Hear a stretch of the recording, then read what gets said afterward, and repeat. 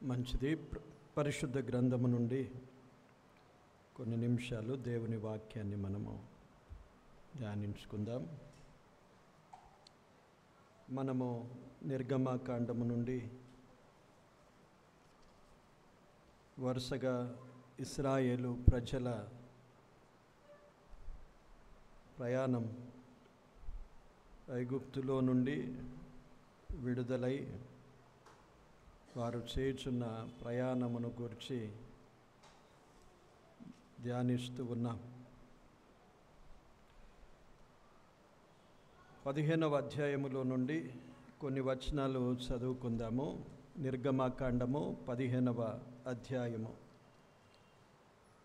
22వ వచనం నుండి చదువుతాను. మోషే ఎర్ర సముద్రము నుండి జనులను సాగచేయగా వారు షూరు అరణ్యములోనికి వెళ్ళి దానిలో 3 దినములు నడిచిరి. అచ్చట వారికి నీళ్లు దొరకలేదు. అంతలో వారు మారాకు చేరిరి. మారా నీళ్లు చేదైనవి గనుక వారు ఆ నీళ్లు త్రాగలేకపోయిరి. అందువలన దానికి మారా అను పేరు కలిగెను. ప్రజలు మేమేమి త్రాగుదుమని మోషే మీద సనుగుకొనగా అతడు యెహోవాకు మొరపెట్టెను. అంతటా యెహోవా అతనికి ఒక చెట్టును చూపెను. అది ఆ నీళ్లలో వేసిన తరువాత నీళ్లు మధురములాయెను. అక్కడ ఆయన వారికి కట్టడను విధిని నిర్ణయించి అక్కడ వారిని పరీక్షించి, మీ దేవుడైన యెహోవా వాక్కును శ్రద్ధగా విని ఆయన దృష్టికి న్యాయమైనది చేసి ఆయన ఆజ్ఞలకు విధేయులై ఆయన కట్టడలన్నిటినీ అనుసరించి నడిచిన ఎడల నేను ఐగుప్తీయులకు కలుగజేసిన రోగములలో ఏదియు మీకు రానియ్యను. నిన్ను స్వస్థపరచు యెహోవాను నేనే అనెను. తరువాత వారు ఏలీమునకు వచ్చిరి. అక్కడ 12 నీటి బుగ్గలును 70 ఈత చెట్లును ఉండెను. వారు అక్కడనే ఆ నీళ్ల యొద్ద దిగిరి. దేవుడు ఈ మాటలు దీవించునుగాక. ఆమేన్. ప్రార్థన చేసుకుందాం. ప్రేమామయుడా, స్తోత్రాలు, వందనాలు చెల్లిస్తున్నాం. ప్రతి సమయం మీ కృపాసనము యొద్దకు చేరే ధన్యత మీరు మాకిచ్చి ఉండగా స్తుతిస్తున్నాము ప్రభువా. మా తలలు వంచి మిమ్మను ఘనపరుస్తూ ఉన్నాం. ఈ సమయంలో ప్రభువా మేము మీ మాటలు వినాలని, ఇంకా మీ సన్నిధిలో మేము నిలిచి ఉన్నాము. ఈ వాక్య భాగాన్ని మాకు వినిపించినందుకు స్తోత్రాలు, వందనాలు చెల్లిస్తున్నాం. ధ్యానించుటకు సహాయము చేయండి. గత దినాలుగా ప్రభువా, కొన్ని వారాలుగా మీరు ఇశ్రాయేల్ యొక్క చరిత్రను, ఐగుప్తులో వారున్న స్థితిని, ఐగుప్తు నుండి వారిని విడిపించిన విధానమును, విడుదల పొందిన వారి ప్రయాణమును గూర్చి మేము ధ్యానించడానికి సహాయము చేయుచుండగా అనేక సంగతులను మాకు నేర్పిస్తూ ఉన్నావు. మా ఆత్మీయ జీవితానికి కావలసినవన్నీ మేము నేర్చుకోవడానికి, గ్రహించడానికి కృపనిచ్చినందుకు స్తోత్రాలు చెల్లిస్తూ ఉన్నాం. నేడును ప్రభువా, ఈ వాక్య భాగము నుండి మీరు మాతో మాట్లాడుటకు ఉద్దేశించిన మీ మాటలు మాకు వినిపించండి. మీ పక్షమున నిలిచిన నన్ను మీరు మీ సిలువ చాటున మరుగుపరుచుకొని మిమ్మను మీరే ప్రత్యక్షపరుచుకొని మీ మాటలు మాకు అందించండి. నన్ను కేవలము మీ నోటికి బూరగా మాత్రమే వాడుకొనండి. నాతోనూ మా అందరితోనూ మీరు మాట్లాడుమని, శ్రద్ధగా మీ మాటలు ఆలకించుటకు మాకందరికీ మీ కృపను అనుగ్రహించుమని యేసుక్రీస్తు నామమున వేడుకొని ప్రార్థిస్తున్నాము తండ్రి. ఆమెన్. ఈ సౌండ్ వస్తున్నది. చేంజ్ అయింది ఏదన్నా మైక్ ఆన్ లేదు కదా.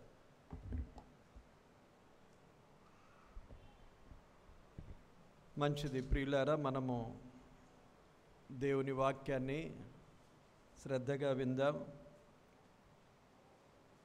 ఇశ్రాయేలీయులు ఇప్పుడు ఎక్కడికి వచ్చారు? సముద్రము దాటేశారు.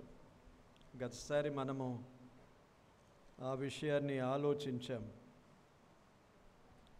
ఎలాగూ ప్రభు వారిని ఎర్ర సముద్రమును దాటించాడు. వారెలాగూ ఎర్ర సముద్రమును వెనుకొస్తున్న ఫరో తన సైన్యాన్ని చూచి వారు భయపడ్డారో అందులోని పాఠాలను కూడా మనం నేర్చుకున్నాం. తర్వాత ప్రభు ఎలాగూ వారిని సముద్రము దాటించాడో మనము గ్రహించాం. అద్భుతకరుడు మన దేవుడు. ఎట్టి స్థితిలోనూ మనలను విడిచిపెట్టేవాడు కాదు. విడిపించినవాడు విడిచిపెట్టడు. లోకము నుండి, పాపము నుండి మనలను విడుదల చేశాడు. దాని కొరకు గొప్ప మూల్యాన్ని చెల్లించాడు. తన ప్రాణమునే మన కొరకు అర్పించి ఉన్నాడు. విలువ పెట్టి కొనబడిన వారం మనం. కనుక మనలను విడిచిపెట్టడు అనే విషయాన్ని మనం ఎప్పుడూ ఎరిగి ఉండి ప్రభువును ఘనపరచాలి. ఇశ్రాయేలు ప్రజలను విడవలేదు. ఎర్ర సముద్రాన్ని దాటించాడు. దాటించిన అనుభవము కలిగిన వీరు దాటగానే దేవుణ్ణి స్తుతిస్తున్నారు. 15వ అధ్యాయము మోషే ఒక కీర్తన రాశాడు. యెహోవాను గానము చేయుడి అని మనము పాడుకుంటాం. యెహోవాను గానము చేసేదము. దినాల్లో చాలా రోజులుండి ఆ పాట మనము పాడడం లేదు కదా. బహుశా మన పుస్తకాల్లో రాయలేదు. వారు ఉన్నదా? ఆ పాట మోషే రాశాడు. వారు సంతోషిస్తూ ఉన్నారు. యెహోవాను గానము చేసేదము, ఆయనను మహిమపరచదము, ఆయనను వర్ణించదము అని 15వ అధ్యాయము 17వ వచనం వరకు 18వ వచనం వరకు ఈ పాట రాశాడు. ఆ పాట వీరు పాడుతూ మిరియాము, ప్రవక్తియగు మిరియాము సహోదరులందరూ తంబుర నాట్యములతో ఈ పాట పాడుతూ సంతోషించారు. ఎంత ఆనందం కలిగిందో వారికి. ఎవరికైనా సంతోషము కలిగినా వాడేం చేయమన్నాడు? కీర్తన పాడమన్నాడు. వీరిప్పుడు కీర్తనలు పాడుతున్నారు, పాట పాడుతున్నారంటే ఎంత సంతోషం. పౌలు శీలలు చెరసాల్లో బంధించబడ్డారు. వారు ఏం చేశారు? కీర్తన పాడారు. వారికి ఎంత సంతోషం కలిగిందో. ఎప్పుడు? వీరు విడుదల పొందినందుకు సంతోషించారు, వారు బంధించబడినందుకు సంతోషించారు. ఎంత అద్భుతమైన మార్పు జరిగింది చూడండి. అప్పటికి పౌలు యొక్క ఆ సేవలో అతనికి ఎలాగూ ఆనందం కలిగింది. మనం ఎప్పుడు పాటలు పాడతాం చెప్పండి? మరి ఎప్పుడు పాడతాం? మనం బంధించబడితే పాడతామా? కష్టాల్లో ఉంటే పాడతామా? పాడతారు. చాలామంది స్టేటస్లు వేస్తారు, నేను ఒంటరి వాడను, ఒంటరి దానను, నాకు దిక్కెవరు లేరు. ఏడుస్తూ వాడే పాటలు రాశారు. ఇప్పుడు సంతోషము కలిగినప్పుడు పాడే పాటలు కావు అవి, దుఃఖముతో ఉండే పాటలు పాడుతున్నారు ఇప్పుడు. కానీ ప్రభునందు సంతోషము ఎప్పుడూ కలగాలి.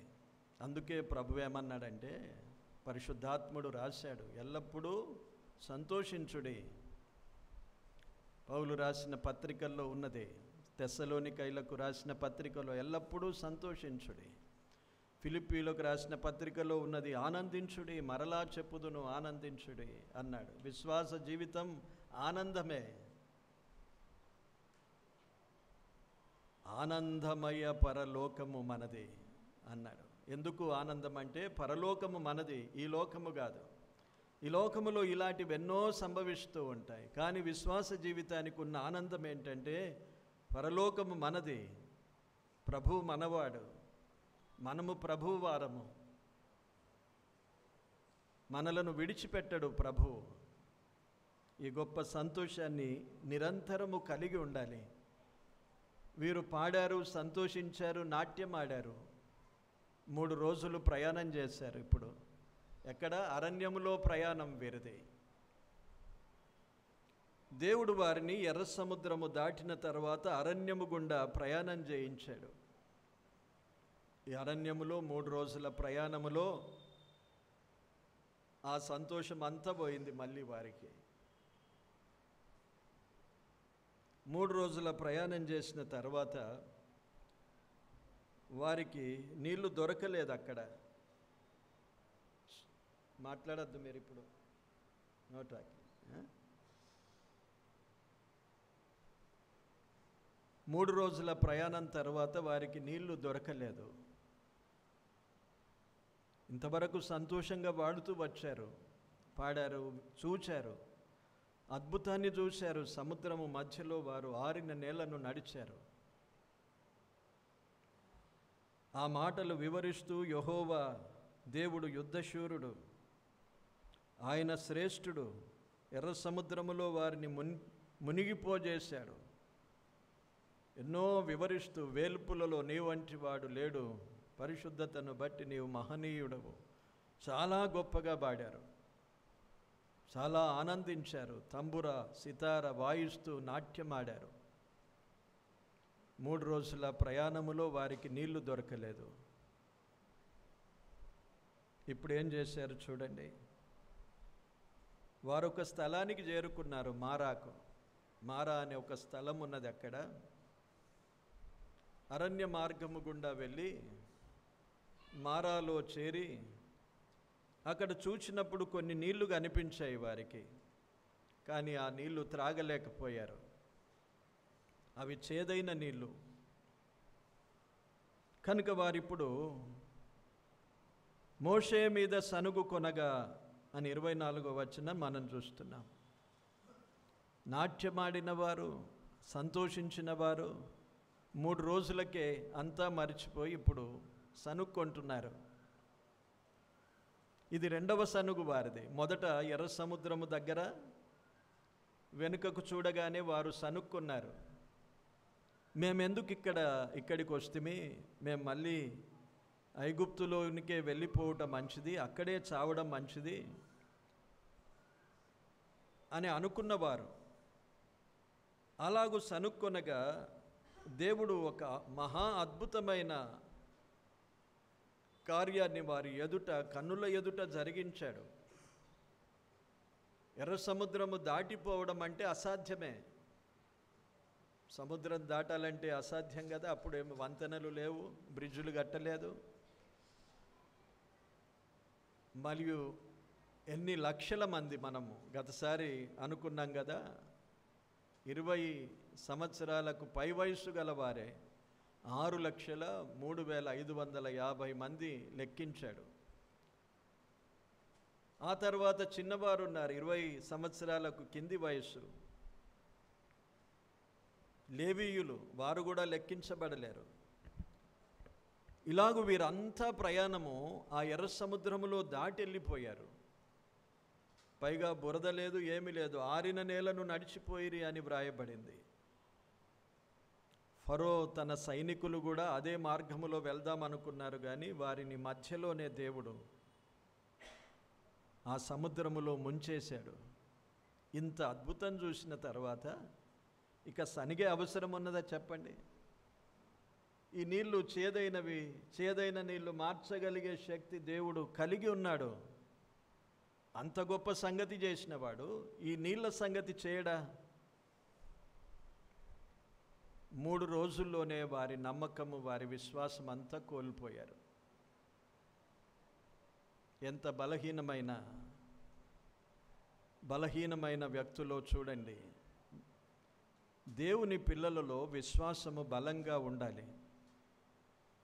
దేవుడు మన పట్ల ఎన్ని కార్యాలు జరిగించాడు. ఇప్పుడు మనకు ఎంత వయసు ఉంటుందో ఆలోచించు. ఈ వయసులో దాదాపు నాకు 60 సంవత్సరాలకు పైన నా జీవితంలో ఎన్నో కార్యాలు దేవుడు చేశాడు.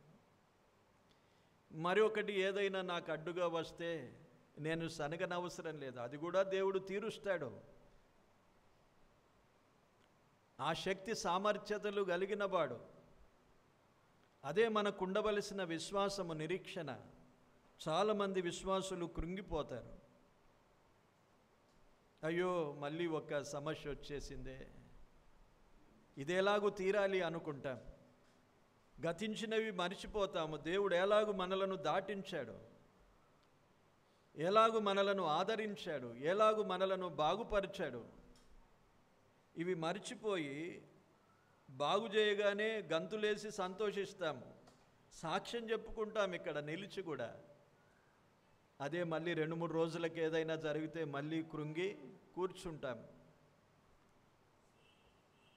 ఎంత ప్రభు బాధపడతాడో చూడండి. అలాగుంటే ప్రభువుకి ఎంత అవమానము. విశ్వాసము బలపడాలి మనకు. ఇశ్రాయేలు ప్రజల చరిత్రలో ఇవే నేర్చుకుంటాం మనము. వారెలాగూ తప్పిపోయారు, వారెలాగూ పొరపాట్లు చేశారు, వాటిని గూర్చి ఎందుకు ధ్యానిస్తున్నాం? అలాగూ చేయకుండా మనం జాగ్రత్త పడాలి. వారు చేసిన తప్పులే మనం చేస్తూ ఉంటే మనం నష్టపోతాం. కొందరు అనుకుంటారు వారే చేసిండ్రు తప్పు మనం చేయమా అనుకుంటే, వారు తప్పిపోయారు, అరణ్యంలో రాలిపోయారు, నష్టపోయారు, నశించిపోయారు. మనం కూడా అదే నశించిపోవడానికి కూడా ఇష్టపడతావా? అలాగెప్పుడూ అనుకోవద్దు. వారు చేసిన తప్పు, గతములో మనం చేసిన తప్పులు మళ్ళీ చేయొద్దు, అది కూడా ఆలోచించాలి. గతంలో మనం కూడా కొన్ని తప్పులు చేసి నష్టపోయిన పరిస్థితులు మనకు తెలుసు. ప్రతి ఒక్కరి వ్యక్తిగత సాక్ష్యములో మనకు మనమే తెలుసుకుంటాం. గతంలో నేను కొన్ని పొరపాట్లు చేసినాను అనేది ప్రతి వారి సాక్ష్యములో ఉండి ఉంటుంది. ఆ పొరపాట్లు మళ్ళీ చేయకూడదు. మళ్ళీ చేస్తే మళ్ళీ నష్టపోతావు. ఇశ్రాయేలు ప్రజలు వారు ప్రారంభము సముద్రము దాటిపోయారు. శత్రువు అక్కడే మరణించాడు. ఇప్పుడు ప్రభువు వారికి తోడుగా ఉన్నాడు. శత్రువు లేడు. ఇప్పుడు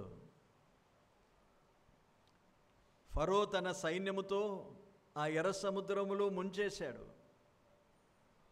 అపవాది బంధకాల్లో నుండి మనలను విడుదల చేశాడు.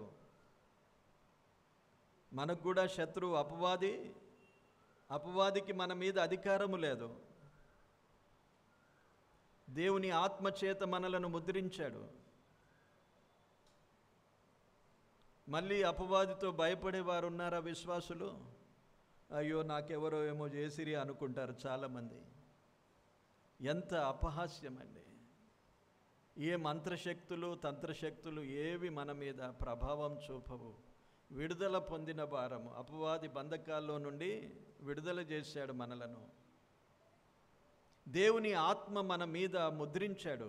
ఎఫెసీ పత్రికలో రాశాడు, కొరింథీ పత్రికలో రాశాడు, ఆయన ఆత్మ చేత మీరు ముద్రించబడిన వారు.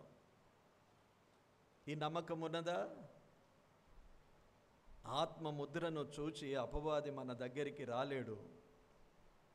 యేసు రక్తముతో మనలను కడిగినాడు. కనుక భయపడద్దు. విశ్వాస జీవితంలో చాలామంది భయపడతారంటే విశ్వాసము లేని జీవితం, ఈ నమ్మకం లేని జీవితమే, మారు మనసు లేని జీవితం. ఎంతకాలం మనము క్రైస్తవులుగా కొనసాగుతున్నా ఈ భయము మనలో ఉంటే సంపూర్ణ మారు మనసు లేని జీవితమే అనుకోవాలి మనం. శత్రువు ఓడిపోయాడు, శత్రువు సముద్రములో ముంచేశాడు. మన ప్రభు అయిన యేసుక్రీస్తు అపవాది యొక్క బలము. హెబ్రీయులకు రాసిన పత్రిక 2వ అధ్యాయము 14-15 వచనములో మరణము యొక్క బలము గలవాడు అపవాదిని. వానిని ఓడించాడా? ఓడించలేదా చెప్పండి? వాని యొక్క బలాన్ని తీసేశాడు, వాణ్ణి ఓడించాడు. శీఘ్రముగా వానిని మీ కాళ్ళ క్రింద త్రొక్కివేయును అని రోమీయులకు రాసిన పత్రికలో రాశాడు. ఇప్పుడు వాడు ఓడిపోయిన వాడు. ఎవరిని మృంగుదునా అని తిరుగుచూ ఉన్నవాడు గర్జించువాడు కానీ మృంగేవాడు కాదు. గర్జిస్తాడు, భయపెడతాడు. భయానికి చచ్చిపోయే విశ్వాసులుంటే వారి బలహీనతే. కొందరు భయానికే చచ్చిపోతారు కనుక కదా, కొన్ని భయాలు కలదు. భయానికి చచ్చిపోయేవారు బలహీనమైన గుండెలో. బలహీనమైన విశ్వాసులు కూడా అపవాది గర్జించు సింహం వలె తిరుగుచున్నప్పుడు, వాడు గర్జించినప్పుడు భయానికే చచ్చిపోయే విశ్వాస జీవితం ఉంటే ఎంత ప్రమాదం. అందుకే సింహం వలె ధైర్యంగా ఉండాలి అన్నాడు. నీతిమంతుడు ఎలాగుండాలి? సింహం వలె ధైర్యంగా ఉండాలి. వాడు గర్జించు సింహం అయితే మనము నీతిమంతులముగా ఎదిరించి ధైర్యముగా ఉండే సింహాల వలె ఉండాలి. అది విశ్వాస జీవితంలో మనము ఎదగవలసిన ఎదుగుదల. ఇవన్నీ చూచిన వీరిప్పుడు నీళ్ళ కొరకు అక్కడ 3 దినాల ప్రయాణములో ఆ నీళ్లు దొరకక, నీళ్లు దొరికినా అవి చేదుగా ఉన్నప్పుడు సనుక్కున్నారు. సనుగులు దేవుడెప్పుడు సహించడు. మన జీవితాల్లో కూడా ఎప్పుడు సనుగులు ఉండొద్దు. ఏం చేసిండు నాకు దేవుడు, ఏం చేసిండు అనుకుంటారు. కొందరంట ఏం చేసిండు దేవుడు మాకు, వాళ్ళు చూడు ఎట్లున్నారో, వీళ్ళు చూడు ఎట్లున్నారో, నేనైతే ఎప్పుడు సహవాసం పోతా, నేను ఎప్పుడు ఆరాధన మానుకోలేదు, నేను ఇంకా పరిచర్యకు పోతా, నేను చూడు ఎలాగున్నాను, వాళ్ళు చూడు ఎలాగున్నారు, దేవుడు నాకేం చేశాడు, ఇంకా కొందరు దేవుడు నాకు అన్యాయం చేశాడు అంటారు. దేవుని మీద నేరారోపణ చేస్తూ సనుక్కొనుట చాలా ప్రమాదం, చాలా ప్రమాదం. ఎప్పుడు మీ నోట రానీయకండి. మనము పలికే ప్రతి మాట దేవుడు విమర్శలోనికి తీసుకొస్తాడు. నీవు కోపములో అన్నావా, నీవు మంచి మతిలో ఉండి అన్నావా, అదంతా పట్టించుకోడు. నీ మాట తీర్పులోనికి వస్తుంది. మనుషులం అప్పుడప్పుడు మన ఎదుటే నేను ఉత్తగా అన్నాను, ఏదో కోపంలో అన్నాను అంటే అక్కడేం చెప్పుకుంటాం మనం, అది తీర్పులోనికి వస్తుంది అన్నాడు. మత్తయి సువార్త 12వ అధ్యాయములో ఉన్నది. మనము మాట్లాడే ప్రతి మాట దేవుడు తీర్పులోనికి తీసుకొస్తాడు. ఇతరులను గూర్చి మాట్లాడిన మాటలు, మన సహోదరులను గూర్చి మాట్లాడిన మాటలు, దేవుని గూర్చి మాట్లాడిన మాటలు అన్నీ లెక్కలోనికి వస్తాయి. ఏవి విడిచిపెట్టబడవు. నీవు మర్చిపోతావేమో కానీ దేవుడు మర్చిపోడు. అవి గ్రంథాల్లో లిఖించబడతాయి. మలాకి గ్రంథం 4వ అధ్యాయములో తన యందు భయభక్తులు గలవారు మాట్లాడుచుండగా ప్రభు వింటాడు. ఒక గ్రంథము అక్కడ వ్రాయబడుచుండెను అని రాశాడు. ప్రకటన గ్రంథము 21వ అధ్యాయములో గ్రంథాలు విప్పబడును అని చెప్పాడు. ఈ గ్రంథాలు ఎందుకు విప్పబడతాయి అనుకుంటే అవే కాబోలు. ఇవన్నీ గ్రంథాలు. మనం మాట్లాడిన మాటలన్నీ ఆయన దగ్గర ఉంటాయి. మన క్రియలన్నీ ఆయన దగ్గర ఉంటాయి. ఈ గ్రంథాలు ఎలాగూ ఎక్కడ పెడతాడు అనుకోవచ్చు మనం కదా. కొందరికి ఇలాగ ఆలోచనలు వస్తూ ఉంటాయి, కొన్ని విపరీతమైన ఆలోచనలు. దేవుడు సమస్త జ్ఞానానికి మూలము దేవుడే. మనుషునికే దేవుడు ఎంతో జ్ఞానమునిచ్చాడు. దేవుని దగ్గర జ్ఞానము లేదా? మనుషుడే వేల వేల కోట్ల విషయాలను ఏం చేస్తున్నాడు? స్టోర్ చేయగలుగుతున్నాడు. ఒక చిన్న చిప్లో కూడా, కంప్యూటర్లో ఎన్ని వేల కోట్ల అంశాలు ఒకే చోట మనుషుడు చేయగలిగితే దేవునికి సాధ్యం కాదా? కనుక ఎప్పుడు విపరీతమైన ఆలోచనలతో భ్రమలో ఉండిపోవద్దు. దేవుడు నమ్మదగినవాడు. కనుక ఎప్పుడు సనుగులు అనేవి ఉండకూడదు. కొరింథీయులకు రాసిన మొదటి పత్రిక 10వ అధ్యాయములో వారు సనిగినందున వారు ఏమైపోయారు? సంహారకుని చేతిలో వారు చచ్చిపోయారు. సనుగులను ఎక్కడెక్కడ వారు సనిగిరో ఇప్పుడు ప్రారంభ దశలో దేవుడు ఊరుకున్నాడు. ఇంకా ముందుకెళ్ళండి, సనిగిన కొద్ది దేవుడు వారిని శిక్షించాడు. మొదట సనిగారు ఎర్ర సముద్రము దగ్గర, దేవుడు ఊరుకున్నాడు. తిరుగుబాటు చేశారు మోషే మీదకి. దేవుడు ఏం చేశాడు? దేవుడే వచ్చేసి వారిని ఊరుకనే నిల్చుండండి, ఊరికే నిల్చుండండి, మీరు చూస్తారు మీరు దేవుని రక్షణ కార్యాన్ని అని చెప్పి దేవుడు ఎర్ర సముద్రాన్ని పాయలుగా చేశాడు. పాటలు పాడారు, ప్రభువును స్తుతించారు, ఘనపరిచారు, ఆనందించారు. ఇప్పుడు 3 రోజుల ప్రయాణములో 3 దినాల తర్వాతనే వారికి ఈ ఒక చిన్న సమస్య ఏర్పడింది. అంత గొప్ప పని చేసిన వారికి ఇదొక చిన్న సమస్య కాదా? నీళ్ళు చేదుగా ఉన్నాయి. నడిపించినవాడు, విడిపించినవాడు, పోషించడానికి సమర్థుడు, వాగ్దానము చేశాడు, నమ్మదగినవాడు, మిమ్మును చేరుస్తానన్నాడు. అక్కడ పాలు తేనెలు ప్రవహించే దేశానికి మీరు చేరాలి. ఆ చేర్చే బాధ్యత, భారము ప్రభుదే. ఏ ఆటంకాలు వచ్చినా, ఏ అభ్యంతరాలు కలిగినా, ఏది ఎదురైనా దానిని తొలగించి నడిపించేవాడు ప్రభువే. అందుకే నేను మీకు తోడై ఉన్నాను అన్నాడు. వారికి ముందుగా నడుస్తున్నాడు. ఈరోజు ప్రభు మనలను నడిపించేవాడుగా ఉన్నాడు. పరిశుద్ధాత్మను అందుకే మనకు అనుగ్రహించాడు. నేను వెళ్ళిపోతున్నాను, మీరు కలవరపడకుడి అని శిష్యులను ఆదరించేమన్నాడు? నేను మీ కొరకు పరిశుద్ధాత్మను పంపుతాను. సత్యస్వరూపి అయిన ఆత్మను మన కొరకు పంపాడు. మీ హృదయములను కలవరపడనీయకుడి, మిమ్మను సర్వసత్యములోనికి నడిపిస్తాడు పరిశుద్ధాత్మ దేవుడు. కనుక పరిశుద్ధాత్ముడుగా మనలను నడిపించేవాడుగా మనకుండగా, ఆ రాజ్యములో మనము చేరుటకు మనలను సిద్ధపరుస్తాడు, మనను బలపరుస్తాడు, మనకొచ్చే ప్రతి ఆటంకాలను తొలగిస్తాడు. ఆ బాధ్యత, భారం ప్రభు భరించగా ప్రతి వాటిని బట్టి మనము సనిగితే ప్రభు ఊరుకుంటాడా? ఇశ్రాయేలు ప్రజలను విడిపించి నడిపించడానికి దేవుడు మోషేను ఏర్పాటు చేయడానికి ఎంత ప్రయాసపడ్డాడు. మోషేను ఎలాగూ కాపాడాడు, ఎలాగూ తరబీదు చేశాడు, ఎలాగూ ఒప్పించాడు, ఎలాగూ అతన్ని బలపరిచాడు. ఇశ్రాయేలు ప్రజలను విడిపించడానికే, మనలను విడిపించడానికి ప్రభువైన యేసుక్రీస్తును అనుగ్రహించాడు. మనకు ఆరాధనలో మనం జ్ఞాపకం చేసుకున్నాం. ఆయనను మనకు అనుగ్రహించాడు. ఆ ప్రభు ద్వారా మనము విడుదల పొందాము. ఈ లోకము నుండి, పాపము నుండి, అపవాది యొక్క బంధకాల్లో నుండి విడుదల పొంది తీర్పులోనికి రాకుండా నిత్య జీవానికి దేవుడు మనలను వారసులనుగా చేశాడు.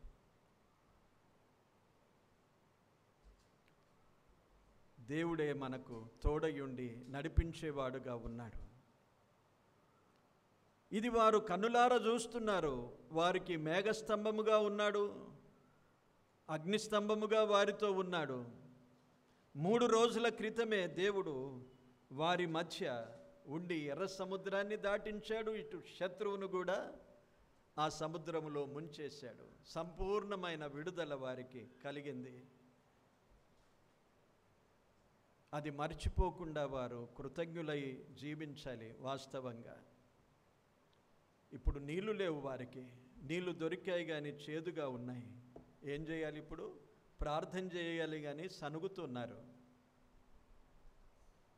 మోషేకు చెప్పడం మంచిదే కానీ సనుగుతున్నారు మోషే మీద.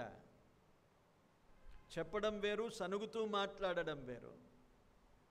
దేవుని సన్నిధిలో ప్రార్థించడం, మొరపెట్టడం వేరు, దేవుని మీద సనుగుతూ మొరపెట్టడం వేరు. ఎవరైనా సనుగుతూ ప్రార్థన చేస్తారా? ప్రార్థనలు దేవుడు అంగీకరించడు. సనిగితే ఏడుస్తే దేవుడు ఎక్కువగా, కొందరు ఏడవమంటారు. ఏడ్చే సమయాలున్నాయి, లేవని కాదు. నీ పిల్లల కొరకు ఏడుమన్నాడు, ప్రలాపించుడి అన్నాడు. ఇశ్రాయేలు ప్రజలకు చెప్పాడు ఒకప్పుడు, ప్రలాపించండి, దుఃఖపడండి, ఏడవండి, మీరు మారు మనస్సు పొందండి. దేని కొరకు ఏడవాలి? మారు మనస్సు పొందడానికి, పశ్చాత్తాప పడడానికి. దేవుని యొక్క శక్తి చాలా గొప్పదండి. మనం ఏడుస్తేనే ఇస్తాడని కాదు, మనము నమ్మకంగా ఉంటే దేవుడు ఇస్తాడు. ఇశ్రాయేలు ప్రజలు సనిగినప్పుడు వారి మీద కోపపడ్డాడే కానీ, సంఖ్యాకాండము 11వ అధ్యాయములో వారు ఏడవసాగారు. ఏడ్చినప్పుడు దేవుడు కనికరిస్తాడేమో అనుకున్నారు. వారు సనుగుతూ ఏడ్చారు. సనుగులతో ఏడవకుండా దేవుణ్ణి స్తుతిస్తూ, దేవుణ్ణి ఘనపరుస్తూ నీవు కన్నీరు కార్చిన దేవుడు ఆనందిస్తాడు. కనుక కన్నీరు విడిచేది కూడా అవసరమే కానీ సనుగులతో విడవద్దు. దేవుణ్ణి స్తుతిస్తూ, దేవుడిచ్చిన వాటిని బట్టి మనము ప్రభువును ఘనపరుస్తూ, మన స్థితిని ప్రభు సన్నిధిలో మొరపెడుతున్నప్పుడు మనకచ్చే దుఃఖాన్ని దేవుడు వింటాడు. మన కన్నీరు ఆయన బుడ్డిలో దాచి ఉంచుతాడు. చాలామంది ఊరికే ఏడుస్తూ ఉంటారండి, ప్రతిదానికి ఏడుస్తూ ఉంటారు. ఇశ్రాయేలు ప్రజలు ఒకసారి ఏడ్చారు అలాగే, మాకు మాంసం కావాలి, ఎక్కడి నుండి తీసుకొస్తారు, మేము ఇదే తినాలా, ఊరికే ఇదేనా మా జీవితం. అందును బట్టి ఏడుస్తే దేవుడు ఆనందించలేడు, అయ్యో అని కనికరపడలేడు, కానీ కోపపడ్డాడు. ఇశ్రాయేలు ప్రజలు చేసిన పొరపాటు మన జీవితాల్లో మనం చేయకూడదు. వారు మొరపెట్టారు, మోషే మొరపెట్టారు, వారేమో సనిగారు. కొరింథీయులకు రాసిన పత్రికలో మనము అపోస్తలుడైన పౌలు ఆ విషయాలను సంఘానికి రాస్తూ హెచ్చరించాడు. 10వ వచనములో చూడండి, మీరు సనగకుడి అన్నాడు. అందుకే మీరు సనగకుడి అన్నాడు. వారు సనిగారు, సంహారకుని చేతిలో చచ్చిపోయారు. మీరు సనగకుడి. ఈనాడు విశ్వాస జీవితంలో మనం అనుసరించవలసిన విధానం, ఎప్పుడు సనగకూడదు. ఎప్పుడు ఒకరిని చూసి మరొకరితో కంపేర్ చేసుకున్నప్పుడే మనకు సనుగులు ప్రారంభమవుతాయి. మన పిల్లలను కంపేర్ చేస్తాం, వాడు చూడరా ఎంత బాగా చదువుకుంటున్నాడు, నువ్వేం చదువుతున్నావంట. అక్కడ సనుగులు ప్రారంభం. వారు ఎలాగున్నారు చూడు, మనకేమున్నది, భార్య భర్త మీద సనుగుతూ ఉంటుంది. వారు చూడు ఎన్ని సంపాదించారు, నువ్వేం సంపాదించావని. ఈ సనుగులతో ప్రమాదం. సనుగకుడి అన్నాడు, సనుగకుడి. వారి పక్షాన మోషే ఇప్పుడు మొరపెడుతున్నాడు. మన పక్షాన మన ప్రభు అయిన యేసుక్రీస్తు తండ్రి యొక్క కుడిపార్శ్వమున విజ్ఞాపన చేయుచున్నాడు అని వ్రాశాడు. హెబ్రీయులకు రాసిన పత్రికలో చాలా చోట్ల ఉన్నది, ప్రభు మన కొరకు విజ్ఞాపన చేస్తున్నాడు. రోమీయులకు రాసిన పత్రిక 8వ అధ్యాయంలో ఆయన మన కొరకు విజ్ఞాపన చేయువాడుగా ఉన్నాడు. యుక్తముగా మనం ఎలాగూ ప్రార్థించవలనో మనం ఎరగని వారము. చూడండి, రోమీయులకు రాసిన పత్రిక 8వ అధ్యాయం 26వ వచనం చూడండి. అటువలే ఆత్మయు మన బలహీనతను చూచి సహాయము చేయుచున్నాడు. ఎందుకు? ఎలయనగా మనం యుక్తముగా ఎలాగూ ప్రార్థన చేయవలెనో మనకు తెలియదు, కానీ ఉచ్చరింప శక్యము కాని మూలుగులతో ఆత్మ తానే మన పక్షముగా విజ్ఞాపనము చేయుచున్నాడు అన్నాడు. మన పక్షాన విజ్ఞాపనము చేస్తూ ఉన్నాడు. మోషే ఇప్పుడు వారి పక్షాన మొరపెట్టాడు. వారు మోషే మీద సనుక్కున్నారు. మోషే దేవుని సన్నిధిలో మొరపెట్టాడు. మొరపెట్టినప్పుడు జరిగింది ఏంటో చూడండి. దేవుడు ఇలాంటి అద్భుతాలు మన జీవితాల్లో జరిగిస్తాడు. ఆనాడు ఈనాడు ఒకే రీతిగా ఉన్నాడు. ప్రభువులో మార్పు లేదు. మనుషులు మారుతూ వచ్చారు. యుగాలు మారాయి, తరాలు మారాయి, మనుషులు మారిపోయారు. ముందున్న మనుషులు ఇప్పుడు లేరు. ముందున్న మనస్తత్వాలు, వారికి ఉన్న మనసు ఈ రోజుల్లో మనకు లేదు. మనకున్నది మరితరం వారికి ఉంటుందో లేదో తెలియదు, కానీ దేవుడు ఎప్పుడు ఒకే మనస్సు కలిగిన వాడు, నిన్న నేడు నిరంతరము ఒకే రీతిగా ఉన్నవాడు అని వ్రాయబడింది. అది ఎన్నటికీ మారదు. ఈ బైబిల్ కూడా ఎన్నటికీ మారదండి. ఎవరైనా మార్చగోరితే వారు నశించిపోతారు. ఎంతకాలం నుండి బైబిల్ ఉన్నదండి, ఇదే వాక్యం ఉన్నది. తరతరాలు ఇదే వాక్యాన్ని బట్టి ప్రభువులో జీవించిన వారు, ప్రభువులోనికి వచ్చిన వారు, రక్షణానందాన్ని పొంది పరలోక రాజ్యాన్ని సంపాదించుకున్నవారు ఈ వాక్యము ద్వారానే, ఈ వాక్యమే తరతరాలు ఉంటుంది. ప్రభు రాకడ వరకు నిలిచేది ఈ వాక్యమే, ఈ గ్రంథమే. ఈ గ్రంథములో మరొకటి చేర్చబడదు, మరొకటి తీసివేయబడదు. దేవుని వాక్యము చాలా శ్రేష్టమైనది. ఇప్పుడు మొరపెట్టిన తర్వాత దేవుడు మాట్లాడుతున్నాడు. అంతటా యెహోవా, 25వ వచనములో చూడండి, అతడు యెహోవాకు మొరపెట్టెను, అంతటా యెహోవా అతనికి ఒక చెట్టును చూపెను. మోషే ఇప్పుడు మొరపెట్టాడు, దేవుడు అతనికి పరిష్కారము చూపించాడు. నేను మొరపెట్టినప్పుడు దేవుడు దానికి సమాధానం ఇస్తాడు. కనిపెట్టాలి. మోషేకు వెంటనే చూపించాడు, మనకు కొంత సమయం కావచ్చు, కానీ తప్పకుండా దేవుడు నీకు ఒక సమాధానాన్ని దేవుడు ఏర్పాటు చేస్తాడు. ఆ విశ్వాసముతో ప్రార్థించాలి. నీతిమంతుని ప్రార్థన మనఃపూర్వకమైనదై బహుబలము గలదై ఉండును అన్నాడు. నీతిమంతుని ప్రార్థన మనస్ఫూర్తిగా ఉంటుందన్నాడు. మనస్ఫూర్తిగా మనం ప్రార్థన చేయడం నేర్చుకోవాలి. మోషేకు నమ్మకం ఉన్నది, పిలిచినవాడు నమ్మదగినవాడు. మోషే మొరపెట్టాడు.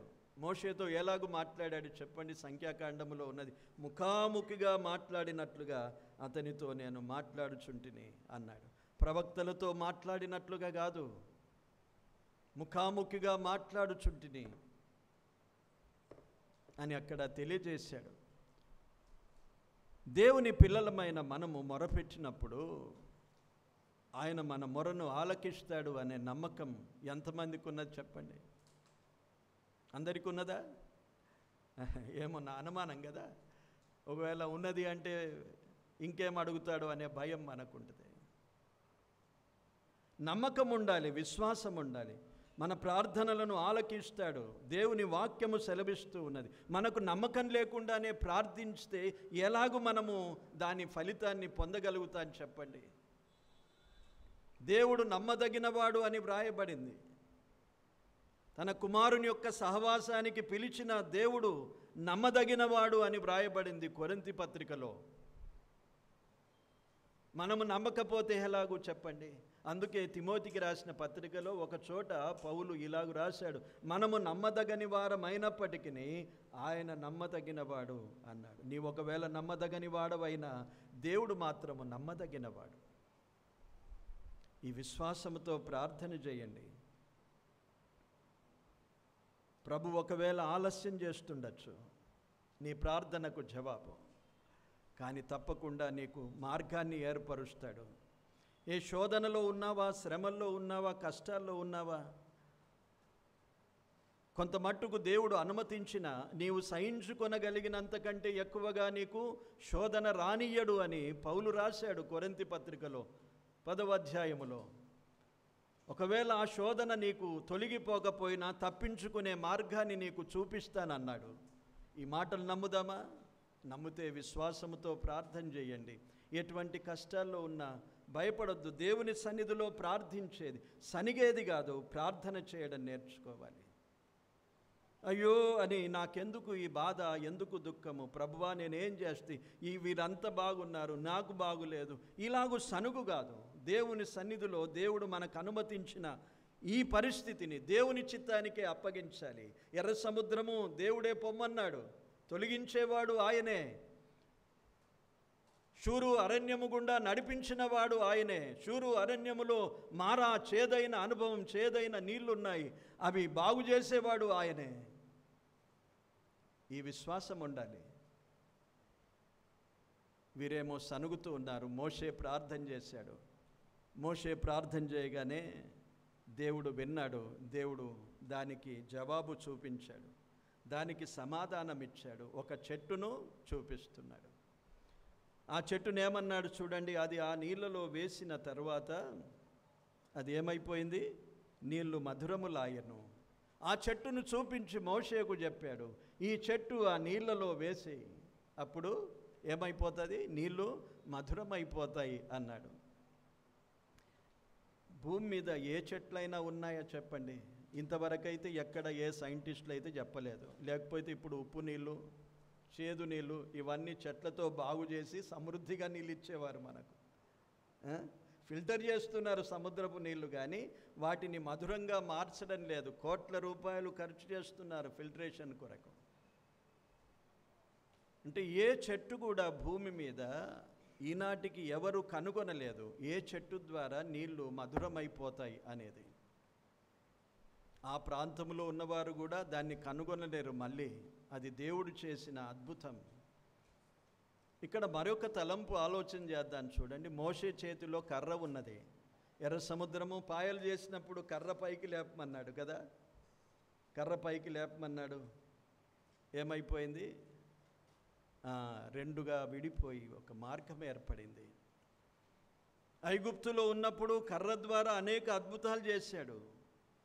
ఇప్పుడు మోషే కూడా ఒకవేళ అనుకుంటాడు అనుకోనండి, ఏంటి నాకు తెలదా, ఇవన్నీ కర్రతోనే చేసినాను, దేవుడు నాకు కర్ర ఇచ్చాడు కదా, ఈ కర్రతో నేను బాగు చేస్తాను అనుకుంటాడా? కొన్నిసార్లు మన అనుభవాలను బట్టి మనం చేయగోరుతాం. దేవుని సన్నిధిలో అడగకుండా, దేవుని సన్నిధిలో మొరపెట్టకుండా మన అనుభవాలతో మనము చేయగోరుతాం, కానీ అది ఫలించదు. అలాగెప్పుడు మనం అనుకోవద్దు. ప్రతిసారి దేవుని సన్నిధిలో ప్రార్థించేది నేర్చుకోవాలి. మోషే ఒకవేళ అనుకొని ఉంటే నేను కర్ర లేపుతాను, ఇది బాగైపోతుంది, లేక కర్ర పెడతాను, అది బాగైపోతుంది అనుకుంటే ప్రమాదమే జరిగేది. కానీ దేవుడు తన చిత్తానుసారంగా ప్రతి సమయం ఒక నూతనమైన అనుభవంతో నిన్ను బలపరుస్తాడు. దేవుని సన్నిధిలో కనిపెట్టాలి, దేవుని సన్నిధిలో ప్రార్థించాలి. కనుక ఆ చెట్టు చూపించాడు, చెట్టును ఆ నీళ్ళలో వేసి మధురమైపోయాయి. ఇది మన ప్రభు అయిన యేసుక్రీస్తునకు సూచనగా ఉన్నది. ప్రభు కూడా ఒకసారి తనను గూర్చి ఇలాగూ చెట్టుగా వర్ణించుకున్నాడు. పశ్చిమ్రానుకే ఇలాగూ చేస్తే ఎండిన దానికి ఏం చేస్తారు వీరు అన్నాడు. లూకా సువార్త చూడండి ఒకసారి, 23వ అధ్యాయం 31వ వచనం. లూకా సువార్త 23వ అధ్యాయము 31వ వచనం. వారు పశ్చిమ్రానుకే ఇలాగు చేసిన ఎడల ఎండిన దానికి ఏమి చేయుదురో అని చెప్పెను. ఆ ప్రభు శిలువ మరణానికి ప్రయాణం చేస్తున్నాడు, కలువరికి. అప్పుడు అనేకులు ఏడుస్తున్నప్పుడు ప్రభు మాట్లాడాడు. పశ్చిమ్రానుకే ఇలాగు చేస్తున్నారంటే తనను ఒక పశ్చిమ్రానుతో, ఒక పశ్చిమ్రాను చెట్టుతో పోల్చాడు. ఇక్కడ వ్రాయబడినది చెట్టు మన ప్రభువును చూపించేది. ఆ రోజు నీళ్లు మధురమైపోయాయి. ఈరోజు చేదైన జీవితాలను మధురంగా మార్చిన ప్రభు అయిన యేసుక్రీస్తే. ఈరోజు మన జీవితాలు ఎలాగున్నాయండి? పాపముల చేత, అపరాధముల చేత చచ్చిన వారం. కొందరు చాలా వర్ణించుకుంటారు తమ జీవితాలను, వాస్తవంగా మంచిదే. మనము దేనికి పనికిరాని వారం. ఇలాంటి జీవితాలను మార్చగలిగింది మన ప్రభు అయిన యేసుక్రీస్తే. యేసుక్రీస్తు రక్తమే ఆ చెట్టు ఆ రోజు మధురంగా మార్చింది. ఈరోజు మన ప్రభు అయిన యేసుక్రీస్తు మనలను మధురంగా మార్చబోతాడు, మారుస్తున్నాడు, మార్చాడు. ఇంకా మారని వారు ఉన్నారా? చేదైన అనుభవాలతో జీవిస్తున్నారా? చేదైన జీవితం మనకున్నదా? యేసు ప్రభువును కలిగి ఉండండి. ఆయనతోనే మన జీవితం మారుతుంది. అక్కడ ఏ ప్రయత్నాలు జరగవండి. కర్ర లేపినా జరగదు, కర్ర అందులో దించినా జరగదు. ప్రభువు చూపించిన, దేవుడు చూపించిన చెట్టే దానికి ఉపాయం. దేవుడు అనుగ్రహించిన ప్రభు అయిన యేసుక్రీస్తే మానవ జీవితానికి మధురంగా మార్చడానికి సరిపోతుంది. యేసు ప్రభు కలువరిలో సిలువ మీద బలియాగమగుట ద్వారా సర్వమానవాళికి పాపముల నిమిత్తమై ప్రాయశ్చిత్తము, మానవ జీవిత పరివర్తన జరిగింది. ఆ రోజు చెట్టును చూపించిన వాడు ఈరోజు ప్రభు మనకు అనుగ్రహించబడ్డాడు. మధురమైపోయాయి నీళ్ళు. మానవుని యొక్క జీవితము దేవునికి మధురంగా మారిపోయాయి. ఇక్కడ దేవుడు ఒక మాట అన్నాడు చూడండి. ఎందుకు ఇలాగూ జరిగింది? అక్కడ ఆయన వారికి కట్టడను విధించి నిర్ణయించి అక్కడ వారిని పరీక్షించి అన్నాడు. పరీక్షించాడు. అరణ్యము గుండా ప్రయాణం, ఆ చేదైన మారా అనుభవం, ఇవన్నీ పరీక్షించడం అనేది మనము చూస్తున్నాం. ఎర్ర సముద్రము దాటిన తర్వాత అది రక్షణ అనుభవం. అదే రక్షణ అనుభవానికి వచ్చిన ఒక విశ్వాస జీవితములో పరీక్షలు జరుగుతాయి. దేవుడు పరీక్షిస్తాడు. అరణ్యము గుండా ప్రయాణం ఉన్నది. ఈ లోకములో మనం ప్రయాణించాలి. అరణ్యము అనేది లోకానికి సూచన. లోకములో మనము ప్రయాణం చేస్తున్నప్పుడు పరీక్షిస్తాడు దేవుడు. దేవుని యొక్క విధులను, కట్టడలను మనము అనుసరించే వారంగా ఉండాలి. అక్కడ చెప్పాడు, పరీక్షిస్తున్నాడు. పరీక్షించి వారికి ఏమని చెప్పాడంటే, నా వాక్కులు, నా మాటలు మీరు శ్రద్ధగా వింటే ఐగుప్తులో మీకు కలిగిన రోగాలు రావన్నాడు. నిన్ను స్వస్థపరచు యెహోవాను నేనే అని వాగ్దానం చేశాడు. అక్కడ ఐగుప్తీయులకు కలుగజేసిన రోగములలో ఏదియూ మీకు రానియ్యను అన్నాడు. ఇక్కడ ఒక మాట, నేను ఐగుప్తీయులకు కలుగజేసిన రోగాలు అన్నాడు. రోగాలు కూడా ఎవరు కలుగజేశారు? దేవుడు వారికి కలుగజేశాడు ఐగుప్తీయులకు. ఆ రోగాలు మీకు కలుగజేయను అన్నాడు. ఎప్పుడంటే మీరు నా విధులు, నా ఆజ్ఞలు మీరు అనుసరించాలి. అక్కడ మొట్టమొదట వారికి ఒక విధి నిర్ణయాన్ని నిర్ణయించాడు. మీరు అరణ్యములో ప్రయాణం చేయాలి ఇప్పుడు. కనుక మీకు రోగాలు రాకుండా ఉండాలంటే నా విధులు, నా ఆజ్ఞలను మీరు అనుసరించాలి. ఐగుప్తీయులకు రోగాలు వచ్చాయి, అవి నేను కలుగజేసినవే. అలాంటివి మీకు రానియ్యను. నేను వచ్చినా మిమ్మల్ని స్వస్థపరచు యెహోవాను నేనే. ఈ వాగ్దానాన్ని ఎప్పుడు మనం జ్ఞాపకం చేసుకుంటాం. నిన్ను స్వస్థపరచు యెహోవాను నేనే అని దేవుడు చేసిన వాగ్దానాన్ని ఈనాటికి మనం జ్ఞాపకం చేసుకుంటాం. ఎన్ని వేల సంవత్సరాలు అయిందండి? దాదాపు 5,000 సంవత్సరాలు అయిపోయింది. ఆ వాగ్దానముతో దేవుని సన్నిధిలో ప్రార్థించగా అనేకసార్లు దేవుడు మనలను స్వస్థపరిచిన అనుభవాలు మనకున్నాయి. వాగ్దానము చేసిన దేవుడు నమ్మదగినవాడు. అలాగని మనకు రోగాలే రావు అనుకోవద్దు. శరీరం ఉన్నంతకాలం రోగాలు ఉంటాయి. కానీ నిన్ను స్వస్థపరచు యెహోవాను నేనే అన్నాడు. ఎవరికి వాగ్దానం? దేవుని ప్రజలకు, దేవుని ఆజ్ఞలను, విధులను అనుసరించే వారికి. ఈరోజు మనము దేవుని ప్రజలంగా ఉన్నాము. దేవుని వాక్యాన్ని, దేవుని ఆజ్ఞలను, దేవుని కట్టడలను అనుసరించవలసిన వారముగా ఉన్నవారికి ఈ వాగ్దానం ఉన్నది. ఆ రోజు ఈరోజు ఒకే వాగ్దానము. యెషయా గ్రంథములో ఇంకా చెప్పాడు, ఆయన పొందిన దెబ్బల చేత మనకు స్వస్థత కలుగుచున్నది. దాని కొరకు ప్రభు యొక్క బలియాగములో తాను గాయపడ్డాడు, దెబ్బలు పడ్డాడు. వాటి ద్వారా మనకు స్వస్థత దేవుడు ఇచ్చాడు. ఎంత గొప్ప ఏర్పాటు దేవుడు చేశాడు. నీళ్లను మధురంగా మార్చాడు. వారికి రోగాలు రానియ్యకుండా విధులను ఏర్పరిచాడు. స్వస్థపరచు యెహోవాను నేనే అని వాగ్దానం చేశాడు. మన ఎడల దేవుడు చేసిన వాగ్దానాలు ఎన్నెన్నో ఉన్నాయి. వాటన్నిటినీ కలిగి మనము ప్రభువును ఘనపరచాలి, ప్రభువును మహిమపరచాలి. ప్రభువు దగ్గర సనుగొద్దు. మొరపెట్టినట్లయితే ప్రభువు మనకు సమాధానాన్ని ఇస్తాడు. ఆ చెట్టు వలె ఈరోజు ప్రభువు మన జీవితాల్లో ఉన్నాడు. మధురంగా మార్చగలిగే అనుభవాల్లో మనము ఎటువంటి అనుభవాల్లో ఉన్నా వాటిని మధురంగా మారుస్తాడు. ప్రభువును కలిగి ఉందాం, ప్రభు వైపు చూస్తాం. ఆ చెట్టును చూపించాడు, చెట్టు వైపు చూడాలి, ప్రభు వైపు చూడాలి. మనం ఈ అనుభవంలో మనం సాగిపోతే నిదానంగా ఈ యాత్ర మనం కొనసాగించవచ్చు. కానీ ఇశ్రాయేలు ప్రజల చరిత్ర అలాగూ కొనసాగలేదు. వారు నష్టపోయారు. మునుముందు మనం ఇంకా ఆలోచన చేస్తాం.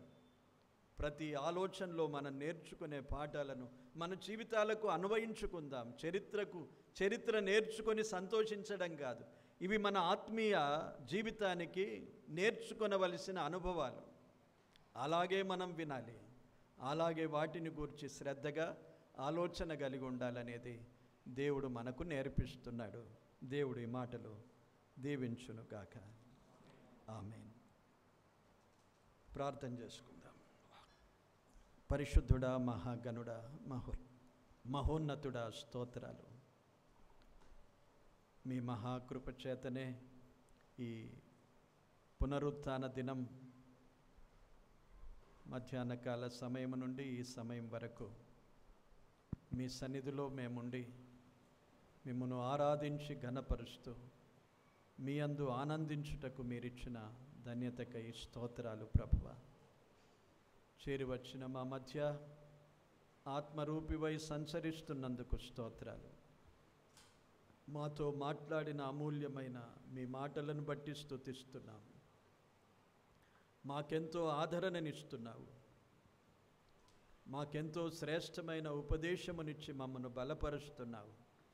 అపవాది విత్తబడిన ఈ వాక్యమును ఎత్తుకొని పోకుండా జాగ్రత్త పడుటకు కృప చూపండి నాయన. ప్రతి ఒక్కరము సమృద్ధిగా ఈ వాక్యము మా హృదయములో ఉండనిచ్చి, వాక్యము ద్వారా మాలో కావలసిన మార్పును, మాకు కావలసిన నేర్పును మేము పొందుటకు మీ కృపను అనుగ్రహించుమని ప్రార్థిస్తున్నాము. విన్నంతసేపు ఎంతో సంతోషం ప్రభువా. బయట వెళ్ళగానే అపవాది మళ్ళీ ఆవరిస్తాడు. ఐహిక విచారాలతో విత్తబడిన ఈ వాక్యమును అణిచివేసే ఆలోచనలు మాలో ఎవరిలో ఉన్న వాటన్నిటిని తొలగించండి ప్రభువా. మీ ఆత్మకార్యాలు మా మధ్య జరిగించండి, మాలో జరిగించండి ప్రభువా. మీకు స్తోత్రాలు. అందరిని దీవించండి. ఇప్పుడు తిరిగి వెళ్ళే ప్రయాణాలు అందరికీ తోడై ఉండండి. సహోదరుల కూడికకు ప్రభువా మరి సహోదరులను నడిపించండి. నేడు దినమంతా మీ సన్నిధిలో మాకు ఆనందం ప్రభువా. మీ యందు ఆనందిస్తూ మిమ్మను ఘనపరిచే కృపను మాకు అనుగ్రహించమని, మరొకసారి మీ చిత్తమైతే ఇలాగ కలిసి మిమ్మను స్తుతించే కృపను మాకు అనుగ్రహించమని యేసుక్రీస్తు నామమున వేడుకొని ప్రార్థిస్తున్నాము తండ్రి. ఆమేన్. మారాను పోలిన చేదైన స్థలముల ద్వారా పోవలసి యున్నానేమి. మారాను పోలిన చేదైన స్థలముల ద్వారా పోవలసి యున్నానేమి. నిరాక్షకుండగు యేసే నడుపును మారాని తనదు మాటనము. నిరాక్షకుండగు యేసే నడుపును మారాని తనదు మాటనము. సియోను పాటలు సంతోషముగా పాడుచు సియోను వెళ్ళుదము. పాడుచు సియోను వెళ్ళుదము. వందనాలందరికీ.